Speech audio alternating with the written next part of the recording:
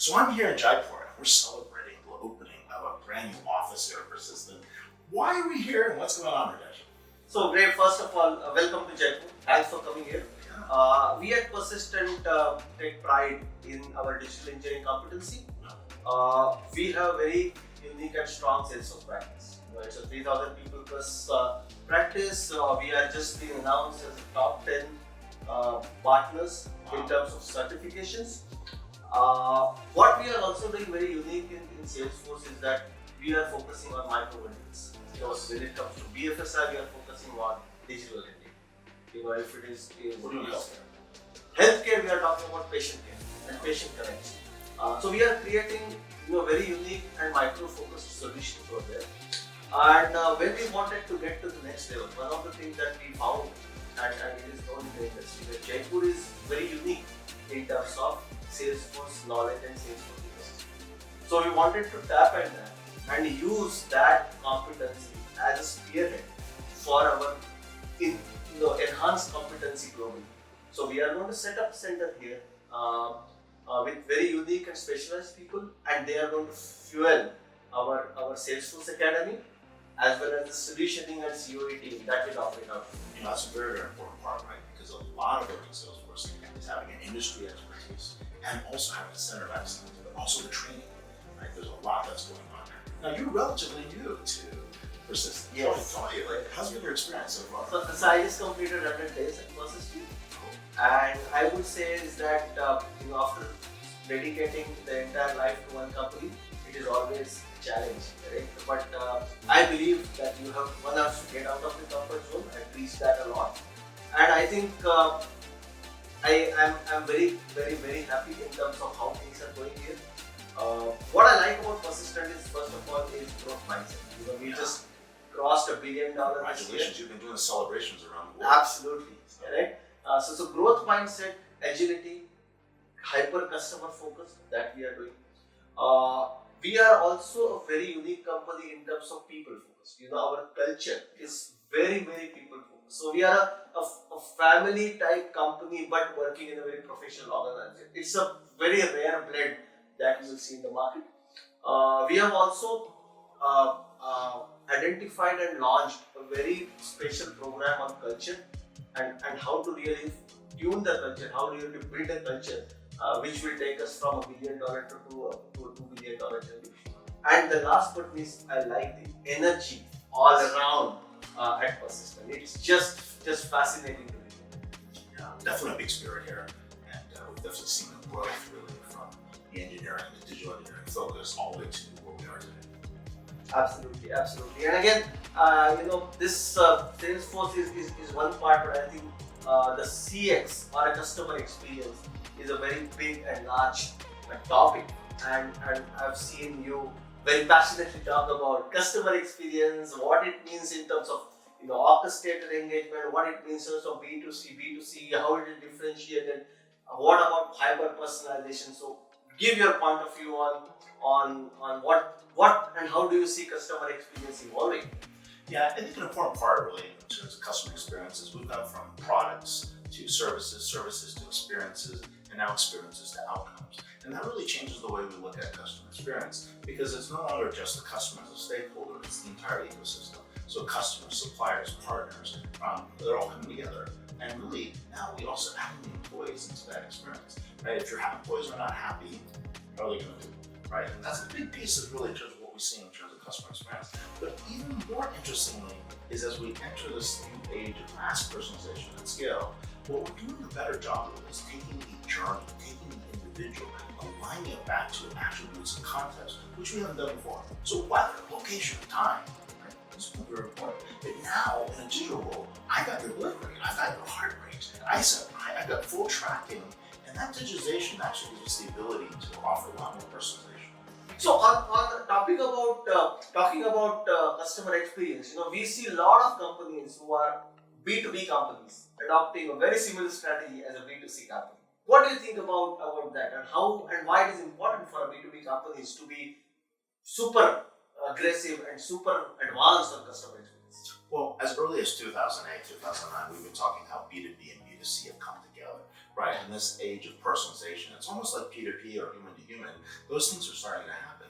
Why? Because when you make decisions as a company, it's not just the company that's making decisions. There's individuals behind that. And those roles that are making those decisions, those personas that are making those decisions, are the ones that are actually going through the same process. What's really different between B2B to C? It really comes down to purchase order, right? Do you have a purchase order or not, right? Has that been issued, right? But the buying motions are still very similar, right? And that's why we actually think that hemorrhaging of B2B to B2C is really the same. And we do see organizations that are really good from B2B to C, which I think is one actual avenue that we're going to see.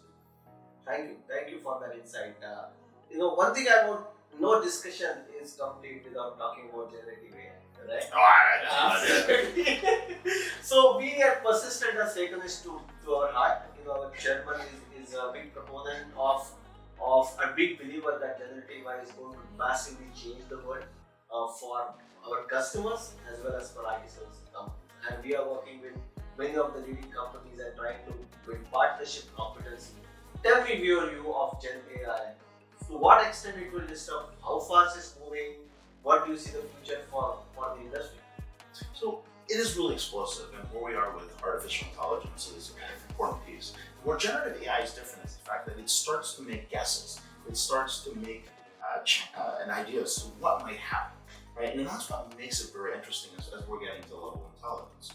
And one of the biggest challenges organizations will have is really, do you have enough data to make enough of a precise decision that you're comfortable with? So for example, if you're 70% accurate in customer service, that's not too bad. I might take that. 70% accurate in healthcare, I don't know, right? And so it's going to come down to how we actually master our data, bring that data together, and then more importantly, how do we actually apply that data to start doing testing, right? In almost everything that we are getting to, it's really that combination of analytics, automation, and AI. Those 3 A's come together, and then of course our ability to actually take that and match it to a journey, or match it to a process. That's where we're going to find a lot of changes. Like first, how level of automation can we get to? Right, so can we get the operational efficiency, automation? If we operational efficiency, automation in place, right, that's the first set of changes. But then we get to another level that's going to be interesting, which is really, can we actually start finding prediction? Can we actually predict the problem or predict the result before it happens? And then at some point, we're going to want to get to the level of prevention. Can you prevent an issue? Did you mitigate a risk? Did you identify an issue that you wouldn't have thought of before? And that's where the possibilities get interesting, right? So right now it's simple. We talk, we put a language model together, we find some patterns, we imagine that something is happening. We reduce the amount of hallucination because there's a lot of hallucination that's going on at the moment. And we try to get to that level of precision decision. We're close, right? But in some areas we're going to be much better than others. And we have to just get to the level of comfort to say, I'm okay with 90% accuracy today, and we're going to train to get to the next 95%. So I think that's going to be the biggest thing people have to realize is you're not going to get all the answers at once. It takes a long time to build trust. And what we're really trying to do is figure out a combination of human input and how much data do we have, and what level of confidence are you paying. I mean, you're talking about trust. Current language models are built on open information, publicly available data. Correct. Now, if enterprises or customers wants to adopt it, it has to be trained on their own data, which is proprietary, which is into their own environment, which is very different than what publicly available data. How do you think this will evolve? How fast customers or enterprises will be able to adopt? Will they trust this large language models with their own data? Will there be a risk that their data, their unique USPs, the unique propositions will be exposed to the outside world? Any thoughts on that? That's a great question. A large electronics company had that happen to them recently, where they were doing the language models and didn't realize that a lot of internal data had been scooped in, right? And what you have to start doing is figure out what data is private, what data is public, what data can go on into a model. Now, that's where we get really interesting, because do we have enough data sets to actually solve the problem without augmenting with public data? If you augment someone else's data, are you liable? Are you going to be in trouble for actually deriving something from someone else's data set?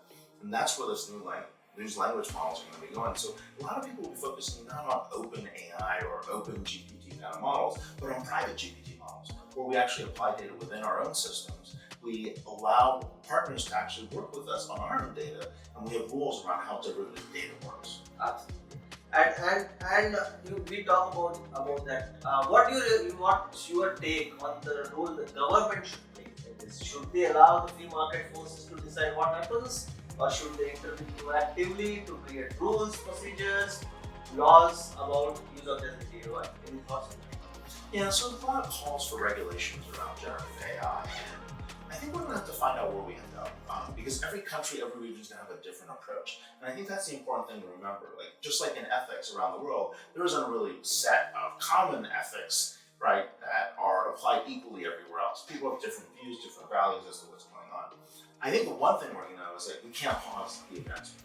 Right, this is something that's going to continue, but what we can do is apply some ethics, and there's some ethical principles we put out. God, I want to say it's probably about almost a decade ago, anticipating that this would happen. The first part is your algorithms need to be transparent, right? We have to be able to see what's in there. You don't want a black box, right? The second part is we have to make sure they're explainable. You make decisions with bias. Bias is not a bad thing. But bias is a bad thing if you're discriminating against left-handed, purple-haired people, and you weren't intentionally doing that, right? And so once we have that, and once we discover that, we've got to be able to reverse that damage. And so reversibility becomes important, right? There's a rumor that a large company ingested AI by accident and spent $1 billion reversing it. That's a very interesting challenge. But now that company has an amazing capability in reversibility that nobody else has, right? And you're going to need to be able to do that. But then on top of it, I just talked about what level of precision do we need, right? And so we need training. We have to train these systems over time, right? And they'll get better, and that level of false positives, false negatives, that's going to change, right? And then the last piece is you have to begin the process with a human, and you have to end the process with a human, because if you don't do that, machines will take over. Absolutely. The last question in this is, what it means for IT services companies like us. How their life is going to change for an IT services company or a product companies. Yeah, so the initial reaction is like, it's going to be great, it's going to be automated, everything's going to go away, you're going to need less people. And I don't think I'm there. I actually think the amount of misinformation being created, it's an exponential amount of misinformation. So I think you will reduce, let's say we have 5 levels of employee in terms of expertise. Level 1 may go away, but you still need level 1 to train, to learn, right? To get to a certain level. Level 2 will definitely go away as well, because those questions are not as important, right? The level 3 folks are going to have to work a lot harder, right? Because they have to figure out, is that real, is that not real? But to get started is going to be so much easier, right? You're going to give prompts and you're going to say, hey, like, I have these 15 prompts, here's what I'm expecting. And then you can look at it and say, that makes no sense, right? So now you need people that can actually think and say, okay, that was interesting, but this makes no sense, we have to go fix that, right? So I don't know if we work with less people, but I do know the problems become more complicated. There's a lot more choices, we can get started a lot more easily, but it doesn't necessarily mean we have less people, but we're going to need a lot more competent people.